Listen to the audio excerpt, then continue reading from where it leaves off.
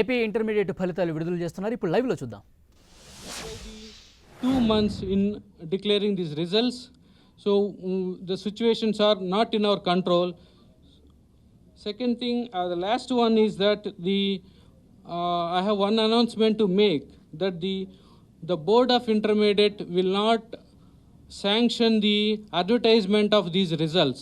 Nobody can display these results with the photographs, marks and grades, either in print or electronic media. We proscribe such activities, so request the management desist from that activities. So I take this opportunity to thank Honorable Minister Garu for guidance and valuable support, sir. Without your support, we could not have done this one. Our Principal Secretary Garu also has done a lot of support in this one, so that we could release these results. Before Honorable Minister Garu declare the results, I request the Principal Secretary Garu to say a few words. Thanks. అందరికీ నమస్కారం.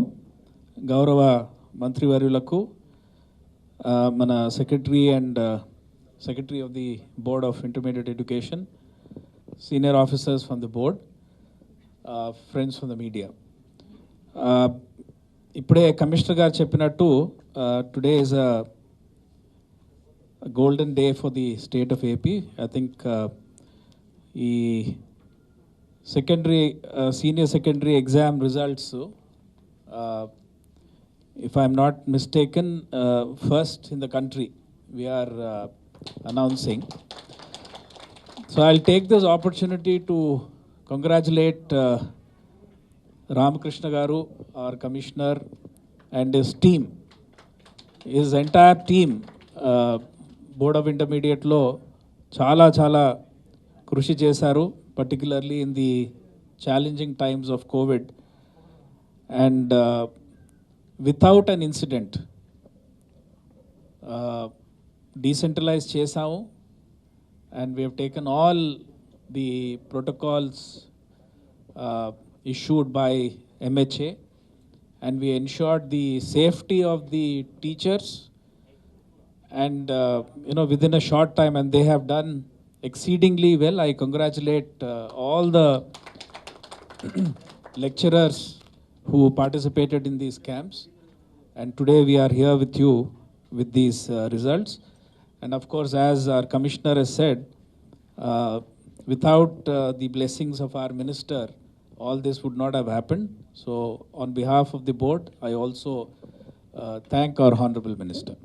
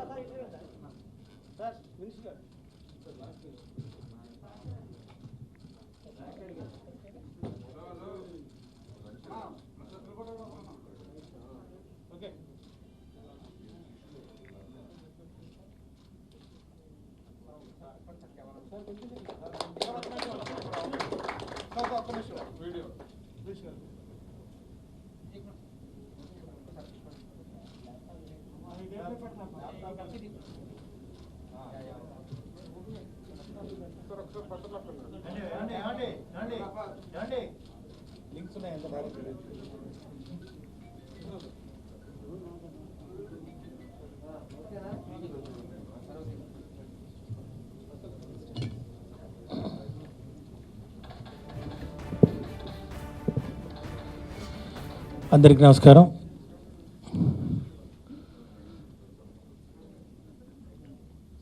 గౌరవ principal secretary గారు for school education Rajasekhar గారికి, commission board of intermediate education Ramakrishna గారికి, ఇతర అధికారులు board of intermediate education నుంచి అట్లాగే పాత్రికేయులకు, ప్రింట్ అండ్ ఎలక్ట్రానిక్ మీడియా సోదరులందరికీ నమస్కారాలు. ఈరోజు నిజంగా ఒక చారిత్రాత్మకమైన రోజుగా నేను భావిస్తూ ఉన్నాను. ఈ కోవిడ్-19 కంటైన్మెంట్ ఉన్న పరిస్థితుల్లో ముఖ్యంగా ప్రజా జీవితం అతలాకుతలమైపోయి అస్తవ్యస్తమైపోయి మరి ఇబ్బందులు పడుతున్న పరిస్థితుల్లో అన్నీ ఆలస్యంగా నడుస్తున్న ఈ నేపథ్యంలో ఈరోజు విద్యాశాఖ నుండి మరి ముఖ్యంగా ఇంటర్మీడియట్ బోర్డు నుంచి ఇంటర్మీడియట్ ఫలితాలు మార్చ్ 2020లో నిర్వహించినటువంటి ఇంటర్మీడియట్ పరీక్షా ఫలితాలు అందరికన్నా మరి సెక్రటరీ గారు చెప్పినట్టు దేశంలోనే బహుశా ప్రప్రథమంగా ఈ యొక్క ఫలితాలను అన్ని సవాళ్లను అధిగమించి ఈరోజు ఫలితాలు వెల్లడించడం అనేది నిజంగా రాష్ట్ర ప్రభుత్వం మరి ముఖ్యంగా గౌరవ ముఖ్యమంత్రి వర్యులు శ్రీ వైఎస్ జగన్మోహన్ రెడ్డి గారి నాయకత్వంలో ఏ విధంగా ఈ కోవిడ్ మహమ్మారిని నియంత్రించి దేశంలోనే ఆదర్శంగా నిలిచినటువంటి పరిస్థితుల్లో వారి మార్గదర్శకంలో వారు చూపించినటువంటి మార్గంలో నడుచుకుంటూ వారు ఇచ్చినటువంటి ధైర్యంతో ఒక ఆత్మస్థైర్యంతో ఈరోజు విద్యాశాఖలోని అందరు అధికారులు సమష్టిగా పనిచేసి ఈరోజు ఈ యొక్క ఫలితాలను వెల్లడించడం జరిగిందని చెప్పి కూడా తెలియజేసుకుంటా ఉన్నాం. నిజంగా వాస్తవానికి వస్తే ఈ యొక్క ప్రయాణంలో అనేక సవాళ్ళను ఎదుర్కోవడం జరిగింది. పరీక్షలు అయితే నిర్వహించుకోవడం జరిగింది. ఇందాక కమిషనర్ గారు చెప్పినట్లు సుమారు 10,64,000 మంది విద్యార్థులు పరీక్ష రాయడం, 60 లక్షల పేపర్లు మరి దాన్ని వాల్యూ చేయాల్సిన పరిస్థితి. మరి వాల్యుయేషన్ మొదలుపెట్టిన వెంటనే మనకు లాక్డౌన్ రావడం, ముఖ్యంగా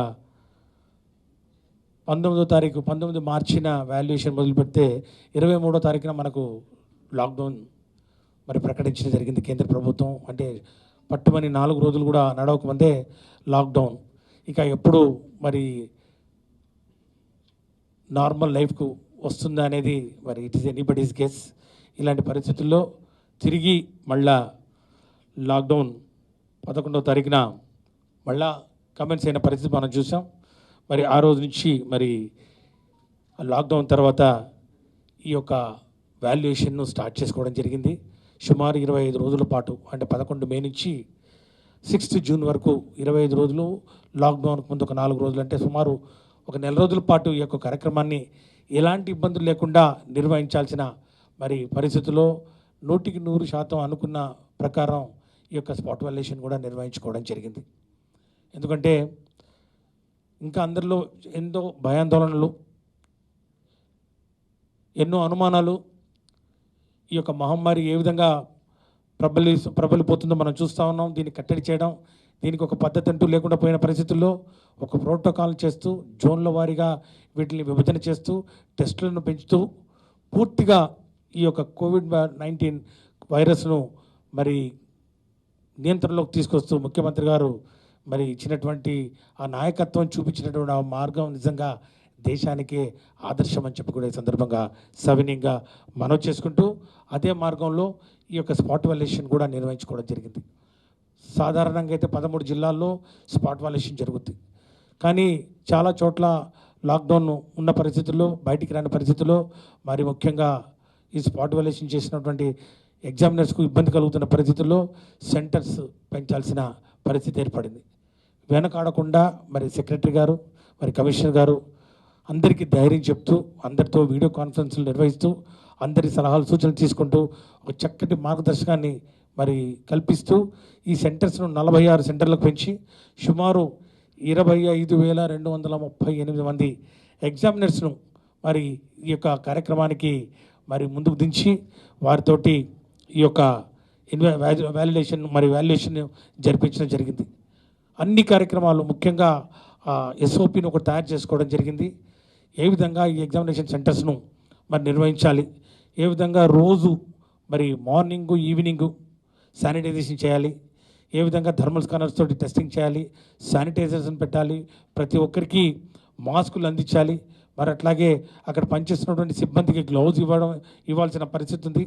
మరి ఇలాంటి అన్ని ప్రికాషన్స్ ఏ ఒక్కటి కూడా విడిచిపెట్టకుండా, ఎక్కడ ఆలస్యం కనిపించకుండా పరిపూర్ణంగా ఈ యొక్క ప్రోటోకాల్స్ ఏవైతే కేంద్ర ప్రభుత్వం వారు, ఆరోగ్య శాఖ వారు, అట్లాగే హోమ్ మినిస్ట్రీ వాళ్ళు ఇచ్చినటువంటి ప్రోటోకాల్స్ అన్నింటినీ తూచా తప్పకుండా పాటిస్తూ 25 రోజుల పాటు ఈ యొక్క స్పాట్ వాల్యుయేషన్ నిర్వహించుకొని ఈరోజు ఈ యొక్క ఫలితాలు వెల్లడించడానికి మరి కార్యక్రమాన్ని మరి పూర్తి చేసుకోవడం జరిగిందని చెప్పి కూడా నేను మనవి చేస్తూ ఉన్నాను.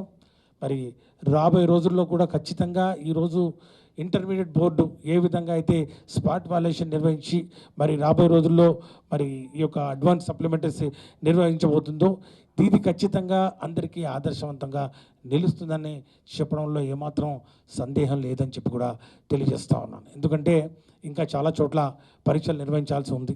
10వ తరగతి కానివ్వండి, మరి డిగ్రీ అండర్ గ్రాడ్యుయేట్ కానివ్వండి, పోస్ట్ గ్రాడ్యుయేట్ కానివ్వండి, చాలా చోట్ల అసంపూర్తిగా మిగిలిపోయినటువంటి పరీక్షల్ని ముందుకు తీసుకోవాల్సిన అవసరం ఉంది. మేము ఈరోజు ఇంటర్మీడియట్ ఫలితాలు ఈరోజు ప్రకటించడం ద్వారా అందరికీ ఒకటి తెలియజేయడం జరిగింది.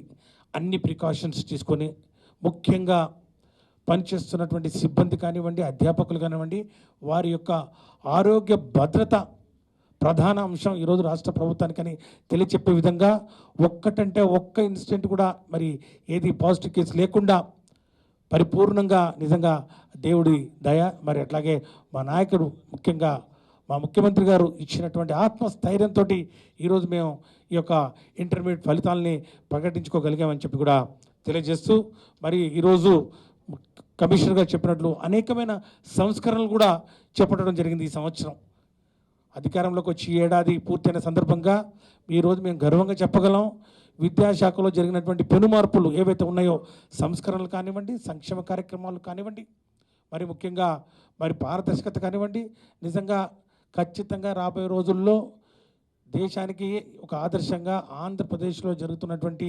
సంస్కరణలు ఖచ్చితంగా అందరి దృష్టికి వచ్చి రేపు అవి మార్గదర్శకంగా నిలిచి మరి దాన్ని అనుసరించే రోజు కూడా దగ్గరలో ఉందని చెప్పి కూడా తెలియజేస్తూ, ఇంటర్మీడియట్కి వస్తే ప్రధానంగా మరి సీసీ కెమెరాలు మరి వాడడం కానివ్వండి, మరి అట్లాగే ఈ యొక్క టెక్నాలజీని, సాంకేతిక పరిజ్ఞానాన్ని విరివిగా మేము వినియోగించుకోవడం జరిగింది. ఉదాహరణకు సెంటర్స్ను లొకేట్ చేసుకోవడానికి ఒక యాప్ను తయారు చేసుకోవడం జరిగింది. అట్లాగే know your seat in the examination hall అనే దాన్ని వెబ్సైట్ ద్వారా కూడా మరి చేరే విధంగా కూడా ఏర్పాటు చేసుకోవడం జరిగింది.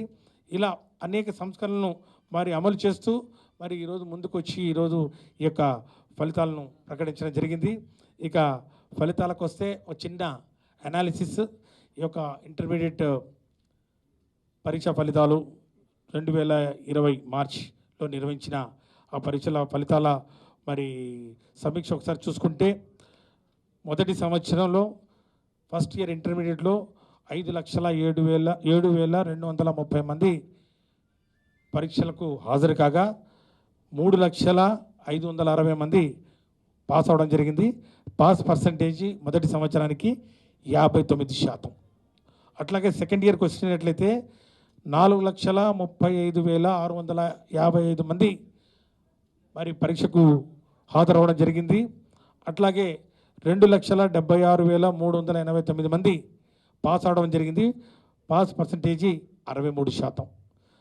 దీంట్లో మరి బాలురు బాలికల మధ్యన మరి ఈ యొక్క అనాలిసిస్ ఒకసారి చూసుకున్నట్లయితే, గర్ల్స్కి వస్తే మరి ఫస్ట్ ఇయర్లో 2,57,619 మంది అపియర్ అయ్యారు. 1,64,365 మంది పాస్ అవ్వడం జరిగింది. Pass percentage 64%.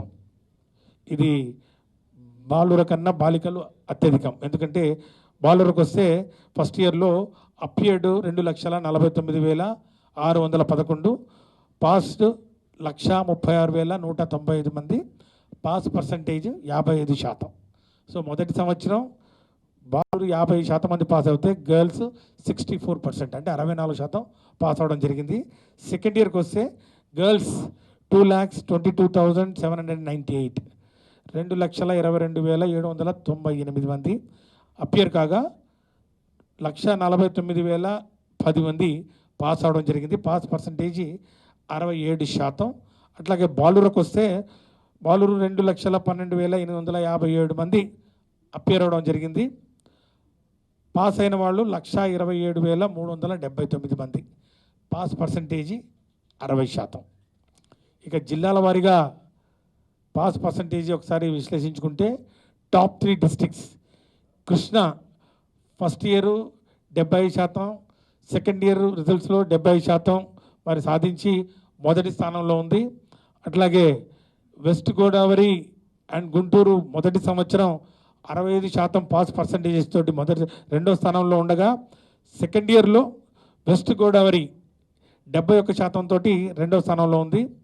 ఇక విశాఖపట్నం 63% పాస్ పర్సంటేజ్తో ఫస్ట్ ఇయర్లో మూడో స్థానంలో ఉంది. అట్లాగే నెల్లూరు జిల్లా ఎస్పీఎస్ఆర్ నెల్లూరు అండ్ విశాఖపట్నం 68% తోటి సెకండ్ ఇయర్లో మూడో స్థానంలో ఉందని చెప్పి కూడా తెలియజేస్తా ఉన్నాం. ఇక ప్రభుత్వ పాఠశాలల్లో పాస్ పర్సంటేజ్ చూస్తే విజయనగరం మొదటి స్థానంలో, ఫస్ట్ ఇయర్ అండ్ సెకండ్ ఇయర్లో రెండు మరి 2 ఇయర్స్లో కూడా విజయనగరం ప్రభుత్వ పాఠశాలలో హైయెస్ట్ పాస్ పర్సంటేజ్గా మొదటి స్థానంలో ఉంటే, వెస్ట్ గోదావరి రెండవ స్థానంలో ఉంది. మొదటి సంవత్సరం రెండవ సంవత్సరం రెండు కలిపి. అట్లాగే మొదటి సంవత్సరంలో శ్రీకాకుళం కూడా మరి వెస్ట్ గోదావరితో పోటీ పడుతూ రెండవ స్థానంలో ఉంది. ఇక మూడో స్థానంలో కృష్ణ మొదటి ఫస్ట్ ఇయర్ రిజల్ట్లో మూడో స్థానంలో ఉంది. మరి చిత్తూరు సెకండ్ ఇయర్ రిజల్ట్స్లో మూడో స్థానంలో ఉందని చెప్పి తెలియజేస్తా ఉన్నాం. ఈ రిజల్ట్స్ కూడా ఈసారి సీడీ మనం ఇవ్వట్లేదు. సీడీకి బదులుగా ఈ మెమోస్ ఏవైతే ఉన్నాయో ఈ మెమోస్ కూడా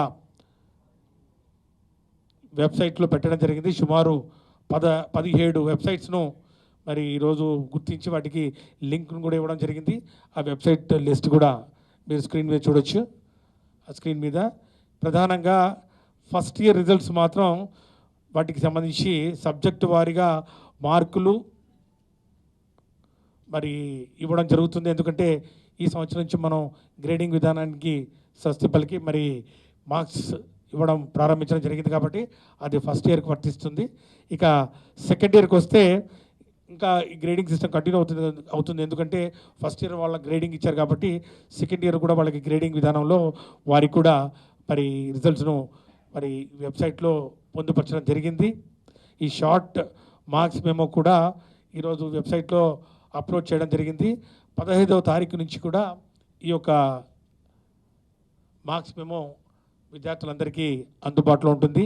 వాళ్ళ hall ticket number plus date of birth ఈ రెండు మరి పొందుపరిస్తే ఖచ్చితంగా ఈ యొక్క సమాచారాన్ని మీరు తీసుకోగలరని చెప్పి కూడా తెలియజేసుకుంటూ మరి ఈరోజు చక్కటి మరి కార్యక్రమం చాలా శుభదినం. ఈరోజు మాకు విద్యాశాఖకు ఒక మొదటి అడ్డంకిని అధిగమించాం. ఈ కరోనా కోవిడ్-19 ఈ కంటైన్మెంట్లో ఈ రిజల్ట్స్ను రికార్డ్ టైంలో పూర్తి చేసి ఈరోజు మరి ఫలితాలను కూడా వెల్లడించడం అనేది ఈ ప్రభుత్వం వైఎస్ఆర్ కాంగ్రెస్ పార్టీ ప్రభుత్వం గౌరవ ముఖ్యమంత్రి వర్యులు శ్రీ వైఎస్ జగన్మోహన్ రెడ్డి గారి నాయకత్వంలో ఏ విధంగా మేము పనిచేస్తున్నాం అన్న దానికి ఒక మచ్చుతునక ఇది ఒక నిలువెత్తు మరి ఒక ఉదాహరణ. ప్రజల కోసం ముఖ్యంగా ఎన్ని ఆటంకాలు ఎన్ని అడ్డంకులు ఎదురైనా కూడా ప్రభుత్వం కష్టపడి పనిచేస్తే వాటిని అధిగమించి సంక్షేమానికి అభివృద్ధికి పెద్దపీట వేస్తూ ముందుకు పోతూ ఉన్న ప్రభుత్వానికి భగవంతుడు కూడా తోడవుతాడని దానికి కూడా ఇది ఒక ఉదాహరణగా భావించవచ్చు. అట్లాగే 10th క్లాస్ మరి ఈ యొక్క supplementary advance supplementary for intermediate కూడా మరి నిర్వహించుకుంటాం ఎలాంటి ఇబ్బంది లేకుండా అని చెప్పి కూడా ఒక ధీమాను వ్యక్తం చేస్తూ ఉన్నాం. ఇక గ్రీవెన్సెస్కు సంబంధించి ఏదైనా కూడా ఈ రిజల్ట్స్కు ఫలితాలకు సంబంధించి ఆ, ఏదైనా ఫిర్యాదులు ఉన్నా కూడా ఒక టోల్ ఫ్రీ నంబర్ను కూడా ఏర్పాటు చేసుకోవడం జరిగింది. 24/7 ఈ టోల్ ఫ్రీ నెంబర్ అవైలబుల్గా ఉంటుంది. Kindly note that toll free number and then email ID కూడా ఒకటి ఇవ్వడం జరిగింది. అట్లాగే WhatsApp number that's only for messages. So WhatsApp number కూడా ఇవ్వడం జరిగింది. ఇక ఏదైనా సందేహాలు ఏదైనా ఉన్నా కూడా అడగచ్చు. Thank you. మండే అనౌన్స్ చేస్తాం.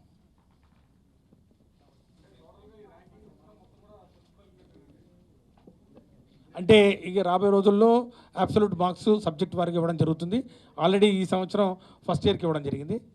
నెక్స్ట్ ఇయర్ నుంచి కంటిన్యూ అవుతుంది, అలాగే ముందుకు వెళ్తాం.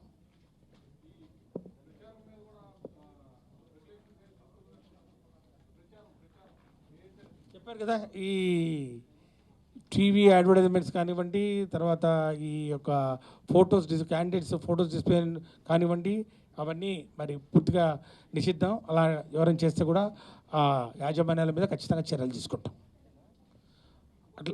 అట్లాగే ఈ న్యూ రూల్స్ కూడా ఇవ్వడం జరిగింది. ఇంటర్మీడియట్ అడ్మిషన్స్ కూడా ఏ విధంగా క్లాస్కు ఎంత స్ట్రెంగ్త్ ఉండాలి, ఎంతమంది విద్యార్థులు ఉండాలి, ఎన్ని సెక్షన్స్ ఉండాలి, దాని మీద Jio number 23 kindly refer it. ఎవరైనా కూడా జియోను ఉల్లంఘించి మరి అడ్మిషన్ చేపడితే మాత్రం వారి మీద ఖచ్చితంగా చర్యలు తీసుకుంటాం. ఇంకా స్టార్టింగ్ కాలేదు, అడ్మిషన్స్ కాలేజ్ వరకు స్టార్టే కాలేదు కదా. కాలేజ్ ఎక్కడ ఎవరు ఇచ్చినా కూడా మేము టోల్ ఫ్రీ నెంబర్ ఇవ్వడం జరిగింది. ఎవరు కంప్లైంట్ చేసినా కూడా దాని మీద మరి ఖచ్చితంగా ఇన్స్పెక్షన్ టీంను పంపుతాం. ఇప్పటికే పోయిన సంవత్సరం కూడా సెక్రటరీ గారు ప్లస్ కమిషనర్ గారు స్వయంగా వారే చాలా కాలేజెస్ కూడా మరి సందర్శించడం జరిగింది. వారి మీద నోటీసులు ఇవ్వడం జరిగింది. కొన్ని కాలేజీల మీద కూడా చర్యలు కూడా తీసుకోవడం జరిగింది. మీకు తెలిసే ఉంటుంది.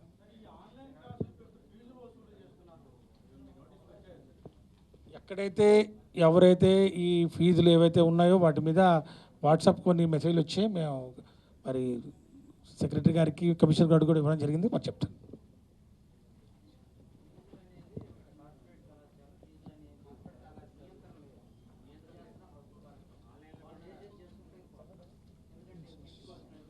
Yes, monitoring commission will announce. In fact, we have not started the academic year, so there is no question of anybody joining. That is not valid. If somebody is joining, taking the admission, that's not at all valid. That's illegal. So when the academic year itself has not started, somebody cannot take the admission. That's మా not valid. దృష్టికి వచ్చింది, కొంతమంది corporate కాలేజీలు online classes తోటి class work start అయిందని చెప్పడం జరిగింది.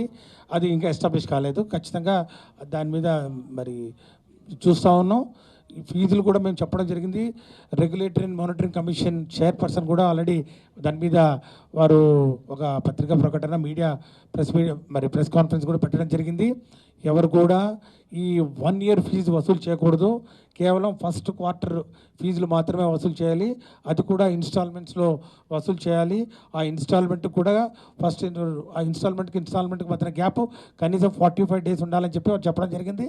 ఇంకా చాలా కంప్లైంట్ వచ్చినాయి. లాస్ట్ ఇయర్ ఫీజు ఎంత ఉందో అంతే ఫీజు వసూలు చేయాలి, పెంచకూడదు, ఫీజులు పెంపు చేయకూడదు అని చెప్పి కూడా చాలా స్పష్టంగా చెప్పడం జరిగింది. ఇప్పుడు రెగ్యులేటరీ అండ్ మానిటరింగ్ కమిషన్ చాలా యాక్టివ్గా పనిచేస్తూ ఉంది. వాళ్ళు చాలా ఇప్పటికే కొన్ని సూచనలు కూడా ఇవ్వడం జరిగింది. ఆ స్కూల్స్ మేనేజ్మెంట్స్ అంతా వాళ్ళ డేటా అప్లోడ్ చేయమని. ఖచ్చితంగా దాని మీద నిఘా పెడతాం. మరి దాని మీద పర్యవేక్షణ ఉంటుంది, నియంత్రణ కూడా ఖచ్చితంగా ఉంటుందని మాత్రం తెలియజేస్తాం.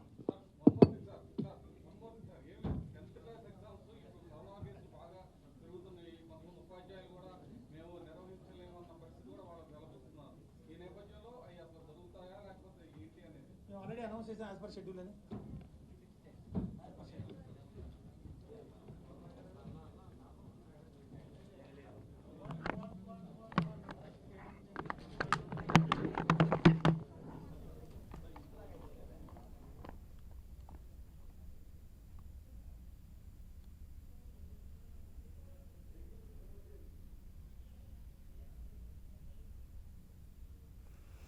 ఏపీ ఇంటర్మీడియట్ ఫలితాలను మంత్రి ఆదిమూలపు సురేష్ విడుదల చేశారు. ఇప్పటి వరకు మనం లైవ్ చూసాం. సెకండ్ ఇయర్లో 63% ఉత్తీర్ణత, ఫస్ట్ ఇయర్ సెకండ్ ఇయర్లో బాలికలదే హవా అన్నట్టుగా రిజల్ట్స్ బట్టి తెలుస్తోంది. ఉత్తీర్ణత శాతంలో కృష్ణా జిల్లా మొదటి స్థానంలో ఉంది. ఏపీ ఫస్ట్ ఇయర్ అలాగే సెకండ్ ఇయర్ ఫలితాలను మంత్రి ఆదిమూలపు సురేష్ కొద్దిసేపటి క్రితమే విడుదల చేశారు. ఆ తర్వాత ఆయన మాట్లాడటాన్ని కూడా మనం విన్నాం. ఫస్ట్ ఇయర్లో బాలుర ఉత్తీర్ణత 55% ఉంది. సెకండ్ ఇయర్లో బాలికల ఉత్తీర్ణత 67% ఉంది.